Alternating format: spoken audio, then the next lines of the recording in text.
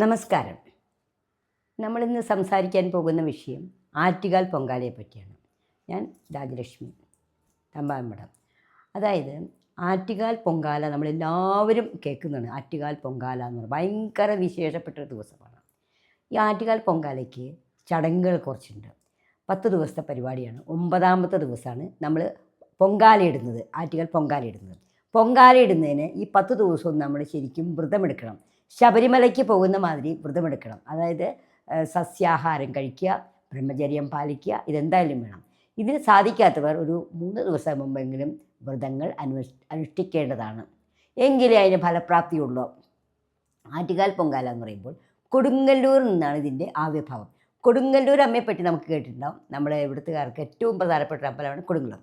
അതായത് 108 ദുർഗാലയങ്ങളിൽപ്പെട്ടതാണ് കൊടുങ്ങല്ലൂരും. ആ കൊടുങ്ങല്ലൂർ ശക്തിപീഠം തന്നെയാണ്. ആ കൊടുങ്ങല്ലൂർ അമ്മയുടെ കഥ പറയുകയാണെങ്കിൽ നമുക്ക് പെറോട്ടയ്ക്ക് പോണ്ടി വരും. അതിനെ പറയുകയാണെങ്കിൽ ചേരമാൻ എന്നൊരു രാജ്യത്ത് ആ രാജാവിൻ്റെ രാജ്ഞിയായിരുന്നു ഈ കണ്ണകി എന്ന് പറഞ്ഞത്. ഈ കണ്ണകിക്ക് ഒരു കണ്ണകിയുടെ ആഭരണം ഒരു പ്രാവശ്യം ഭർത്താവിനൊരു ചെറിയ സ്വഭാവദൂഷ്യം കൊണ്ട് ഈ ആഭരണം കൊണ്ടുപോയി സമ്പത്തൊക്കെ നശിച്ചു കൊണ്ടിരുന്നപ്പോൾ ഈ ആഭരണം, അതായത് ചിലങ്ക കൊണ്ടുപോയി വിൽക്കാൻ കൊണ്ടുപോയി. ഈ ചിലങ്ക കണ്ടപ്പോൾ നമ്മുടെ ശരിയായ മധുരാപുരത്തെ രാജ്ഞിയുടെ ചിലങ്കയും കാണാതെയായി. അപ്പോൾ ഈ ചിലങ്കയാണെന്ന് വിചാരിച്ച് അദ്ദേഹത്തിനെ വധിച്ചു. പതിവ്രതയായ സ്ത്രീകൾ എന്ത് പറഞ്ഞാലും നടക്കും എന്നാണ് സത്യം. ആ പതിവ്രതയായ കണ്ണകി പോയി അവിടെ നിന്ന് ആ രക്തം തൊട്ട് അവിടെ നിന്ന് അലറി വിളിച്ച് ഓടുകയായിരുന്നു. അതോടുകൂടി മധുരാപുരം നശിക്കുകയാണ് ചെയ്തത്. മധുരമീനാക്ഷിക്ക് സങ്കടമായി. മധുരമീനാക്ഷി പറഞ്ഞു, ചെയ്യല്ലേ മോളെ. അങ്ങനെ കുറച്ച് ക്ഷമിച്ചു. അങ്ങനെ അവിടെ നിന്ന് ഓടിപ്പോന്നു കഴിഞ്ഞപ്പോൾ അങ്ങനെയാണ് ആറ്റുകാലിലെത്തിയതെന്നും ആറ്റുകാലിലെത്തിയപ്പോൾ അവിടുത്തെ മുല്ലയ്ക്കൽ കാരണവർ സ്വീകരിച്ചു എന്നും അതൊരു കഥയുണ്ട്, ഒരു ഐതിഹ്യമുണ്ട്, പല കഥകളുമുണ്ട്. എന്തായാലും കൊടുങ്ങല്ലൂർ എന്ന് പറഞ്ഞാൽ കൊടുങ്ങല്ലൂർ മീനഭരണിയാണ് കൊടുങ്ങല്ലൂർ പ്രധാനം. ഇപ്പോൾ ആറ്റുകാൽ പൊങ്കാല എന്ന് പറഞ്ഞാൽ ആറ്റുകാൽ പൊങ്കാലയ്ക്ക് ഇടാൻ സാധിക്കുക എന്ന് പറഞ്ഞാൽ അമ്മ വിളിച്ചാലേ നമുക്ക് പോകാൻ പറ്റുള്ളൂ. യാദൃശ്ചികമായിട്ട് ഞാൻ 2014 പൊങ്കാല ഇട്ടു. അതിൻ്റെ ഫലം എനിക്ക് പെട്ടെന്ന് അനുഭവം കിട്ടി. അത്രയ്ക്ക് പവർഫുള്ളാണ്. ഞാൻ വ്രതത്തോടെയാണ് കേട്ടോ ചെയ്തത്. അപ്പോൾ നമ്മൾ വ്രതത്തോടെ നമ്മൾ ചെയ്താൽ അതിന് ഫലമുണ്ട്. പിന്നെ പൊങ്കാല കത്തി കഴിയുമ്പോൾ, ആ പൊങ്കാല തിളച്ച് കഴിയുമ്പോൾ ആ പൊങ്കാല എവിടേക്കാണ് വീഴുന്നത് അതിനനുസരിച്ചാണ് ഫലം. അതേപോലെ നമ്മൾ വീട്ടിൽ പാല് കാച്ചുമ്പോഴും അങ്ങനെ പറയാറുണ്ട്. അപ്പോൾ ഈ കാപ്പ് തുടങ്ങുന്നത് 10 ദിവസം മുമ്പാണ് തുടങ്ങുന്നത്. കാപ്പുകെട്ട് നടത്തി ദേവിയെ കാപ്പുകെട്ടി ഇരുത്തുക എന്ന് പറയും. ഭയങ്കര വിശേഷമാണ്. ആ തിരുവനന്തപുരത്തുകാർക്ക് എല്ലാവർക്കും വിശേഷമാണ്. തിരുവനന്തപുരത്ത് നമുക്ക് പോകാൻ പറ്റിയില്ലെങ്കിലും നമ്മുടെ വീട്ടിൽ നമുക്ക് പൊങ്കാലയിടാം. വീട്ടിൽ നമുക്ക് ഈ ചടങ്ങ് ചെയ്യാവുന്നതാണ്.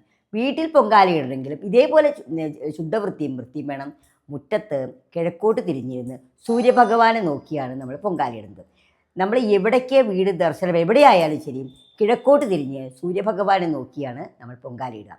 പൊങ്കാലയിടുമ്പോൾ പുതിയ ഇഷ്ടിക കൊണ്ട് അടുപ്പുണ്ടാക്കണം. 3ഓ 6ഓ പുതിയ മൺകലം വേണം. ഓട്ടുകലോ സ്റ്റീൽക്കലോ ഒന്നും പാടില്ല. മണ്ണ് എന്ന് പറയുമ്പോൾ മണ്ണിനെ സൂചിപ്പിക്കുന്ന പൃഥ്വിയാണ്, ഭൂമിയാണ്. ആ മൺകലത്തിലാണ് നമ്മൾ മൺമരം തഴുകി വൃത്തിയായിട്ട് ശുദ്ധമായി കുളിച്ച്, ശരിക്കും ആഹാരമൊന്നും കഴിക്കില്ല, ഒരു ഗ്ലാസ് ചായ കുടിക്കാം, ഒന്നും കഴിക്കാനാണ് ചെയ്യാറ്. അങ്ങനെ നമ്മൾ പൊങ്കാലയിട്ട് കഴിഞ്ഞിട്ട് ആ പൊങ്കാലയിട്ട് കഴിയുമ്പോൾ ഇടുന്നതിന് മുമ്പായിട്ട് ഗണപതി ഒരുക്കി വയ്ക്കും. ഗണപതി ഇല്ലാത്ത പരിപാടി ഇല്ലല്ലോ നമുക്ക്. ഗണപതിക്ക് ആവിലെ മലരെ ശർക്കരയൊക്കെ വെച്ച് ഗണപതി ഒരുക്കി വയ്ക്കും. ഒരു നിലവിളക്ക് നല്ല വൃത്തിയായിട്ട് ശുദ്ധമായിട്ട് നിലവിളക്ക് 5 തിരിയിട്ട് കത്തിച്ച് വയ്ക്കണം മുൻവശത്തായിട്ട്. അതിൽ നെയ്യൊഴിച്ചാൽ നല്ലത്, ഏറ്റവും നല്ലതാണ് നെയ്യ്. നെയ്യിൻ്റെ എനർജി എന്ന് പറയുമ്പോൾ ഒരുപാട് നേരം നിൽക്കും നെയ്യിടാം. അങ്ങനെ വിളക്ക് കത്തിച്ച ശേഷം അതിന് എന്ത് ചെയ്യുന്നു, നമ്മൾ ഗണപതി ഒരുക്കി വെച്ച് ഗണപതിക്ക് ഓം ഗണപതായേ നമഃ എന്ന് പറഞ്ഞ് കുറച്ച് പുഷ്പങ്ങൾ സമർപ്പിച്ച് പൊങ്കാലയ്ക്ക് നമ്മൾ ലളിതാ സഹസ്രനാമം ജപിക്കണം. കാരണം കുംഭമാസം എന്ന് പറഞ്ഞാൽ സൂര്യഭഗവാൻ, അതായത് ശനി ക്ഷേത്രം നിൽക്കുക. ശനി എന്ന് പറയുമ്പോൾ സൂര്യൻ്റെ ശത്രുവാണ്, ഇഷ്ടമല്ല. അപ്പോൾ ആ സൂര്യഭഗവാൻ ശനിക്ഷേത്രത്തിൽ നിൽക്കുമ്പോൾ ആ കുംഭത്തിൽ സഞ്ചരിക്കുന്ന സമയമാണ്. അപ്പോൾ ചന്ദ്രനും സൂര്യനൊക്കെ, ചന്ദ്രനായാലും സൂര്യനായാലും, ചന്ദ്രൻ സൂര്യനെ നോക്കുക. ചന്ദ്രൻ എന്ന് പറയുമ്പോൾ മകപൂരം, പൂരം എന്ന് പറയുമ്പോൾ ചിങ്ങമാസത്തിലാണ് പൂരം. ആ ചിങ്ങരാശിയിൽ വരുന്ന ഇതാണ് പൂരത്തിൻ്റെ രാശിയാണ് ചിങ്ങരാശി. ആ ചിങ്ങരാശിയിൽ സൂര്യൻ നിന്നുകൊണ്ട്, ചിങ്ങരാശിയിൽ ആണ് ചന്ദ്രൻ നിന്നുകൊണ്ട് കുംഭരാശിയിൽ നിൽക്കുന്ന സൂര്യനെ നോക്കുന്നു. അത് അത്ര പവർഫുള്ളാണ്. പൗർണമിയും കൂടി ആയിരിക്കും ആ ദിവസം, പൗർണമിയും കൂടി ആയിരിക്കും. അപ്പോൾ ഈ ദിവസം എന്ന് പറയുമ്പോൾ ചന്ദ്രനും അതുപോലെ സൂര്യൻ അവിടെയാണെങ്കിലും സൂര്യനും ചന്ദ്രനും പവർഫുള്ളാണ്. കാരണം ഭയങ്കര ചൂടൊക്കെയാണ്. ആ സമയത്ത് നമ്മൾ പൊങ്കാലയിട്ട് പ്രാർത്ഥിച്ചാൽ നമുക്ക് വളരെയധികം അനുഗ്രഹം കിട്ടും. ഇപ്പോൾ ഈ പൊങ്കാല ഇടുന്നതിന് മുമ്പായിട്ട് നമ്മളിതെല്ലാം ഒരുക്കി കഴിഞ്ഞ ശേഷം പൊങ്കാലയ്ക്ക് കത്തുപിടിക്കുന്ന തീ വിറക് ചൂട്ട് നല്ല ശുദ്ധമായ ചൂട്ടൊക്കെ വെച്ചാൽ കത്തിക്കണം. ഗ്യാസ് അടുപ്പൊന്നും പാടില്ല. ഇതെല്ലാം കത്തിച്ച് മണ്ണെണ്ണൊഴിച്ച് കത്തിക്കാൻ പാടില്ല. തിരിയൊക്കെ ഇട്ട് കർപ്പൂരമൊക്കെ ഇട്ട് കത്ത് പിടിപ്പിച്ച് കത്തിക്കൊണ്ടിരിക്കുമ്പോൾ ആ സമയത്ത് ലളിതാ സഹസ്രനാമം ജപിക്കണം നമ്മൾ. ലളിതാ സഹസ്രനാമം ജപിക്കാൻ പറ്റില്ലെങ്കിൽ ലളിതാ സഹസ്രനാമം നമ്മളിപ്പോൾ എല്ലാത്തിനും ഉണ്ടല്ലോ, അത് വെച്ച് കേൾക്കുകയോ ചെയ്താൽ നമുക്കതിൻ്റെ പുണ്യമൊന്ന് വേറെയാണ്. ഇതെല്ലാം കഴിഞ്ഞ് പൊങ്കാല ഇട്ട് കഴിയുമ്പോൾ ആറ്റുകാൽ പൊങ്കാല ഇടുന്ന സമയത്ത് പൊങ്കാലയ്ക്ക് ജലം തളിക്കുന്ന സമയത്ത് നമ്മളും അത് അർപ്പിച്ച് നമ്മളെല്ലാവരും ഭക്ഷിക്കുന്നു. അപ്പോൾ ഒരുപാട് അളവിലൊന്നും ഉണ്ടാക്കേണ്ട, ആ വീട്ടിലുള്ള ആൾക്കാർക്ക് ഉണ്ടാക്കിയാൽ മതി. കാരണം അനവധിയായിട്ട് ഉണ്ടാക്കുമ്പോൾ അതിന് സ്വാദ് കുറയും. അപ്പോൾ അങ്ങനെ ഉണ്ടാക്കുന്നു. ഈ പൊങ്കാല ഇടുന്നതോടൊപ്പം തന്നെ മണ്ടപ്പുറ്റും നേദിക്കുന്നുണ്ട്. എവിടെയാണ്? ആറ്റുകാല്. മണ്ടപ്പുറ്റി തലയ്ക്കുള്ള അസുഖങ്ങൾ, തലയ്ക്ക് ബുദ്ധിമുട്ടുകൾ അങ്ങനെയുള്ളവർക്കാണ് രോഗശമനത്തിന് വേണ്ടി മണ്ടപ്പുറ്റ് വയ്ക്കും. പിന്നെ കടുംപായസം വയ്ക്കും. സന്തോഷം സമൃദ്ധിയുമൊക്കെ ഉണ്ടാവാനായിട്ട് കടുംപായസം ഉണ്ടാക്കുന്നുണ്ട്. അങ്ങനെ ഒരുപാട് കാര്യങ്ങൾ ആറ്റുകാൽ പൊങ്കാലകളുണ്ട്. ഇന്നിപ്പോൾ നമ്മുടെ ഇവിടെ എല്ലായിടത്തും പൊങ്കാലകൾക്കൊരു വിശേഷമാണ്. പൊങ്കാലകൾ എന്ന് പറഞ്ഞാൽ ഓരോരോ മാസത്തിലും ഓരോ സ്ഥലത്തും പൊങ്കാല ഇടുന്നു. പൊങ്കാല ഇട്ട് കഴിഞ്ഞാൽ ദേവി പ്രസാദിക്കും, സൂര്യഭഗവാൻ പ്രസാദിക്കും, എല്ലാവരും പ്രസാദിക്കും. അതുകൊണ്ട് പൊങ്കാല ഇട്ട് കഴിഞ്ഞാലുള്ള ഗുണങ്ങൾ അനവധിയാണ്. പൊങ്കാല നമുക്ക് എല്ലാവർക്കും ഇടാൻ സാധിക്കണം. പൊങ്കാല ഇടുമ്പോൾ വളരെ വേറൊന്നും ചിന്തിക്കരുത്, ഒരു കാര്യവും ചിന്തിക്കരുത്. അമ്മ മഹാമായയെപ്പറ്റി മാത്രം ചിന്തിക്കുക. എൻ്റെ ദേവി, എൻ്റെ ദേവി, എൻ്റെ അമ്മേ, എൻ്റെ കുടുംബത്തിനെ അനുഗ്രഹിക്കണം, എൻ്റെ കുഞ്ഞുങ്ങളെ അനുഗ്രഹിക്കണേ, എന്താണോ ആഗ്രഹം മനസ്സിൽ അത് നമ്മൾ വ്യക്തമായിട്ട് ദേവിയോട് പ്രാർത്ഥിക്കുക, ദേവിയോട് പറയുക. ഇപ്പോൾ കുട്ടികളുടെ കല്യാണമാവാം, കുട്ടികളുടെ വിദ്യാഭ്യാസമാവാം, കുട്ടികളുടെ ജോലിയാവാം, അല്ല എനിക്കൊരു വീട് വേണമെന്നാവാം. എന്ത് നമ്മൾ ആത്മാർത്ഥമായി പ്രാർത്ഥിച്ചാലും അടുത്ത കൊല്ലം പൊങ്കാലയ്ക്കുമ്പോൾ നടന്നിരിക്കും. എൻ്റെ അനുഭവം 100% സത്യമാണ്. നമ്മൾ ആ സമയം നമ്മുടെ പ്രാർത്ഥന പോലെ ഇരിക്കും. നമ്മൾ വേറൊരു സംസാരമോ വേറൊരു കാര്യങ്ങളോ പറയരുത്. നമ്മൾ ഈ പൊങ്കാല ഇടുമ്പോൾ വളരെയധികം ചിട്ടയോട് ശ്രദ്ധയോട് ചെയ്താൽ അമ്മ, ആറ്റുകാലമ്മ നമ്മുടെ അടുത്ത് വരും. നമ്മൾ എവിടെ ഇരുന്നാലും നമ്മളെ അനുഗ്രഹിക്കും. അത്ര പവർഫുള്ളാണ് ദേവി, അത്രയും പരാശക്തിയാണ്. അതായത് ശിവപാർവതിമാർ എന്ന് പറഞ്ഞാൽ മഹാദേവനും പാർവതിയുമാണ് ഈ പ്രപഞ്ചത്തിൻ്റെ നാഥന്മാരും. ആ ദേവിയെ നമ്മൾ അനുഗ്രഹിക്കും.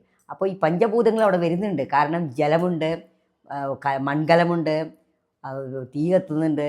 അപ്പോൾ പൃഥ്വി, അപ്പ്, ജലം, വായു, ആകാശം എല്ലാം ചേർന്നാണ് അവിടെ വരുന്നത്. അപ്പോൾ ഇവരെല്ലാവരുടെയും അനുഗ്രഹം അമ്മയോടൊപ്പം ഇവരെല്ലാം നമ്മളെ അനുഗ്രഹിക്കുമ്പോൾ നമ്മുടെ ആഗ്രഹങ്ങൾ സഫലീകരിക്കുകയും നമ്മൾക്ക് ആഗ്രഹ പൂർത്തീകരണം നടക്കുകയും ചെയ്യുമെന്നുള്ളത് 100% സത്യമാണ്. വളരെയധികം എല്ലാവർക്കും പൊങ്കാലിടാൻ പറ്റട്ടെ, അനുഗ്രഹിക്കട്ടെ. ദേവിയുടെ അനുഗ്രഹമുണ്ട്. സ്ത്രീകളുടെ ശബരിമലയാണ് ആറ്റുകാല്. ശക്തിസ്വരൂപിണിയായ ദേവിയെ സ്ത്രീ എന്ന് പറയുമ്പോൾ ശുക്രനാണ്. ശക്തിസ്വരൂപിണിയായ സ്ത്രീകളുടെ ആത്മാർത്ഥമായ വിളികളും പ്രാർത്ഥന കൊണ്ടും ആണ് സംഭവിക്കുന്നത്, പ്രാർത്ഥിക്കുന്നത്. കുംഭമാസത്തിലെ പൂരനക്ഷത്രം, അതിന് മുമ്പൊരു കാര്യമുണ്ട്. ചോറ്റാനിക്കര മകം വരുന്നുണ്ട്. കുംഭമാസത്തിലെ മകമാണ് ചോറ്റാനിക്കര മകം. ചോറ്റാനിക്കര മകം എന്ന് പറഞ്ഞാൽ അമ്മയുടെ നാളല്ല. അമ്മ വില്ലുമംഗല സ്വാമികൾക്ക് ദർശനം കൊടുത്ത സമയമാണ്. നട്ടുച്ച സമയത്ത് 2 മണിക്ക് ആണ് ആ ദിവസം. ചോറ്റാനിക്കര മകം കൂടിയാണ്. ചോറ്റാനിക്കര മകം എന്ന് പറഞ്ഞാൽ ചോറ്റാനിക്കര എന്ന് പറഞ്ഞാൽ 108 ദുർഗാലിൽപ്പെട്ടതാണ്. ചോറ്റാനിക്കര മകം തൊഴുത് ആറ്റുകാൽ പൊങ്കാലയും ഇട്ട് കഴിഞ്ഞാൽ നമുക്ക് ലഭിക്കാവുന്ന സൗഭാഗ്യങ്ങൾ നിസ്സാരമല്ല. ഒരുപാട് ഭാഗ്യങ്ങൾ നമുക്ക് ലഭിക്കും. അതാണ് ആറ്റുകാൽ പൊങ്കാലയും ചോറ്റാനിക്കര മകവും പറ്റി പറയാനുള്ളത്.